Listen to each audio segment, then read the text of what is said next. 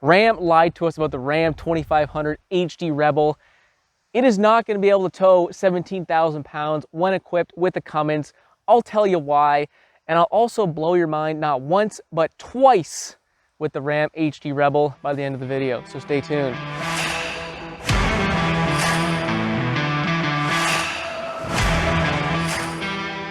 What is going on today, guys? My name's Alex. Welcome back to the channel. Today, like I said, we're talking about the Ram HD Rebel once again. If you guys are just curious about what it is, I made a video last week just kind of talking about the basics of it. I even compared it to my own Power Wagon, so if that interests you, go look at that video. I'll put it down in the description. But today we're talking about something that kind of threw me for a loop here. It starts out with a comment someone left saying how the payload of the new Ram Rebel HD with the Cummins is a lot lower than what you would have thought. So we'll dive into that. So this nice fellow left a comment with a link to another video of someone actually reviewing the truck in Texas, down there in person, and he just by happenstance took a video of the actual driver's side sticker showing the actual payload number of the 2023 Ram HD Rebel. So I'll show you that clip and we'll talk about it. Ability and more than 3,000 pounds of payload. So as you guys saw, the payload apparently from that sticker was 1,483 pounds, which quite frankly is very low. In fact, it's lower than this Power Wagon's payload. So to me, right off the bat, I thought, well, maybe what happened is since Ram actually took a lot of stuff from the Power Wagon and they just kind of put it into their demo truck, and maybe they just, you know, put the wrong sticker on it and that was the case. But if we have a deeper look on that sticker, you can see the front and rear wheel size or rim size, and it's 20 inches, which is very specific to the Rebel. The Power Wagon doesn't come with 20-inch rims. So that indicated to me that that sticker was probably actually true, and that payload was actually what the payload was for that HD Rebel. So quite frankly, guys, that payload number is absolutely abysmal. Not necessarily specifically for the number, but because the Ram Rebel was hyped, it was advertised as basically a Power Wagon, but it could tow and it had a lot of payload. Well, turns out when you put a Cummins in there, the payload is actually lower than a Power Wagon, which to me is, like I said, abysmal. I cannot believe that is true. And it just kind of sucks because the Rebel was supposed to be everything the Power Wagon wasn't, such as low payload and low towing number. Now this leads us down the road. How on earth is a Ram Rebel going to be able to tow 17,000 pounds with a payload of only like 1,500 pounds? The numbers just don't make sense. So to tow a trailer safely, generally you want 10% tongue weight on the truck. Now, 17,000 pounds, quick math there, that's going to be about 1,700 pounds of tongue weight you need available to put on this truck. Well, with 1,400 pounds of payload, there's no way. There's absolutely no way you're going to be able to tow 17,000 pounds on the bumper. Now, some of you may be thinking, well, what about if we had a fifth wheel? Well, guys, a fifth wheel isn't 10%. You need 20%, or roughly 20% of the trailer weight is going to be on the truck. So a fifth wheel is completely out of the question there also. If we go back to that sticker, you see how it says passengers and cargo.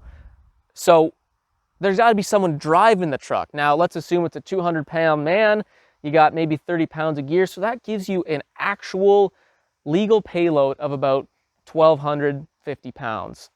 So legally, without being overloaded, you really should not be towing anything more than 13,000 pounds, which, again, to me is just, there's no way that you could legally tow 17,000 pounds with the Rebel HD at this point, or at least with that specific configuration of truck that was down in Texas. So going on Ram's official website for the Rebel, it claims that the Ram Rebel with the Cummins option has a max payload of 1,970 pounds, which is still kind of low, but I guess that would depend on how you configure the truck. So if you guys are planning on buying one of these trucks with a Cummins, make sure you configure the truck to know how much payload is going to be available.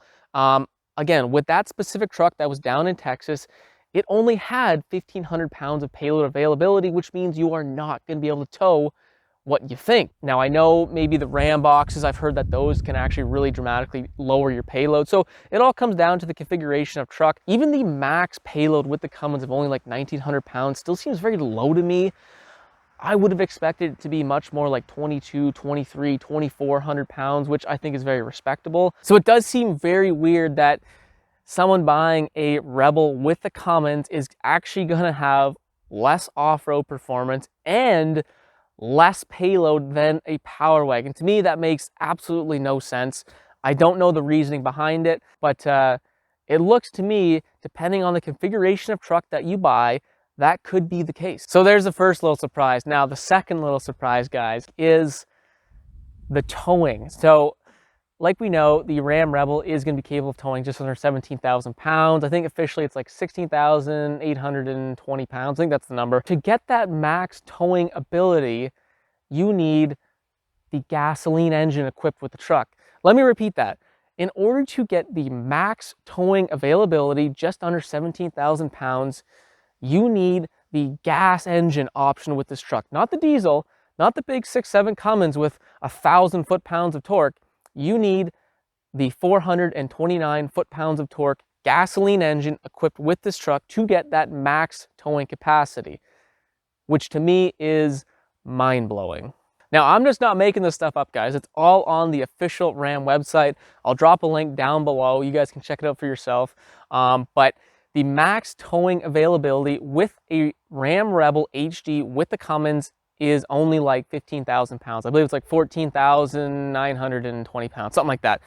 So basically 15,000 pounds, which, I mean, it really is not the worst, but I mean, you're telling me that I'm gonna have to pay an extra, I don't know, $12,000 for a Cummins option to get less towing numbers, to get a lower payload than the gasoline engine? I don't, it does not compute. I mean, you would think, or you would at least hope, if you're going to pay that extra $12,000 to have the big 6.7 Cummins diesel engine, that you're going to get the ability to tow more weight with your truck. That's the whole point behind it, in my opinion. But nope, not for the Ram Rebel. You need the gasoline engine in order to tow that max figure. Now, I shouldn't say I don't understand why the Cummins towing number is so much lower. I understand why. It's because the payload of the truck. I mean, you cannot like tell a customer that with 1,500 pounds of payload that you can tow a 17,000 pound trailer. There's no way. So that is why the towing number is so much less. The Cummins will 100% tow anything better than the 6.4 HEMI. 100%. It's also a much better engine. It's going to last longer. It's stronger. Everything, right? You guys know the deal. The 6.7 Cummins is the real deal. So if you do buy it, it's not like you're going to get a poor engine, but you're just not going to be able to tow as much as the gasoline engine, which is something just, you know, very strange about this truck. I don't understand why Ram would do that, I guess is what I'm saying. I mean, realistically, with a truck in Texas, with the payload number that we saw, with a driver, with a little bit of gear, you really should not be towing anything more than 13,000 pounds, which again, to me is just, I don't understand it. It really kind of defeats the purpose of having a Cummins. And that was the whole point of the Rebel, was to have an off-road worthy truck like the Power Wagon, but be able to get it with the Cummins and be able to have a lot of payload and a lot of towing number, which is what the Power Wagon does not. So to me, you're going to get a less off-road capable truck. The Power Wagon is still going to be a much more capable off-road truck than the Rebel. And you're not really going to gain much in terms of towing. And you're going to get basically the same payload depending on the configuration of truck you order. You know, what is the point, I guess, is what I'm getting at. Like, it just kind of seems like Ram just kind of shot themselves in the foot.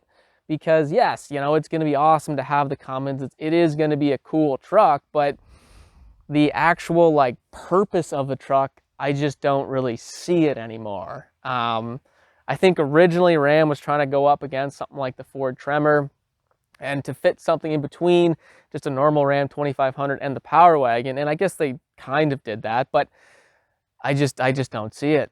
The other thing that's kind of bugging me right now is the fact that absolutely nobody has mentioned this fact. The fact that, yes, the truck can tow 17,000 pounds, but it has to be with the gas engine. I mean, I've seen a lot of videos and reviews of the truck down in Texas, guys talking with Ram executives or whoever Ram sent down there to talk about the truck. No one mentioned this fact. Nobody. None of the articles I read, nothing. So to me, it's just a little misleading to the consumer to kind of let the imagination drift, just assuming that with the Cummins, that is going to be your max towing capacity, where it's really not the truth. So that kind of, you know, it's a little bit sketchy by Ram, but you know, they're going to do what they're going to do. Now, in terms of competing with competitors, I know I just mentioned the Ford Tremor. I guarantee Ford did not make this mistake. I guarantee, I don't know for sure, I'm sure someone can tell me in the comments, but I guarantee the Ford Tremor does not have a payload of 1,500 pounds with the diesel option. I just feel like Ford did not screw that up, and you know, people seem to love the Tremors, and if the Tremors only had like 1,500 pounds of payload, I'm sure I would have heard it by people complaining. It's just, I just feel like Ram, knowing this information now, I feel like they missed the mark, to be honest. And you know, I would feel very sad paying an extra $12,000 for a diesel engine that has less ability than a gas engine in this particular circumstance.